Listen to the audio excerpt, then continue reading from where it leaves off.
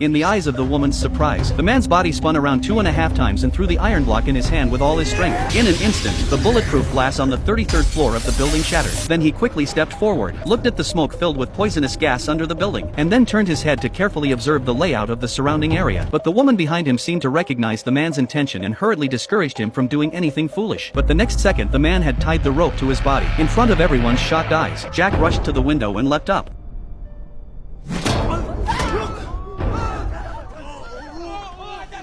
Relying on the arm strength he'd built over 25 single years, he successfully grabbed onto a protruding ledge. Before he could celebrate, his incompetent teammates began pulling the rope tied to his waist. Jack was suddenly suspended parallel to the ground. Realizing that they had done something stupid, all of them began to loosen the ropes carefully. Their lives now depended on the man. Without the help of his fellow pigs, Jack reorganized himself, and then his hands exploded with the strength of his entire body. His right leg finally hooked onto the wall's edge, and using sheer willpower, he pulled himself to safety, and he immediately fell to the ground after a trip to the ghost gate. But thinking that the crisis is not over, he once again fights his way back to his feet. As the poisonous fog rises, the height here is obviously not safe enough, so now he had to climb to the rooftop of the opposite building. The real test has just begun. The first thing he had to do was to climb up to the roof. After making sure that the safety rope is firmly fixed, he picked up the iron bar on the ground and yelled to give himself a little more courage. Then, in the eyes of the crowd, he ran towards the higher floors.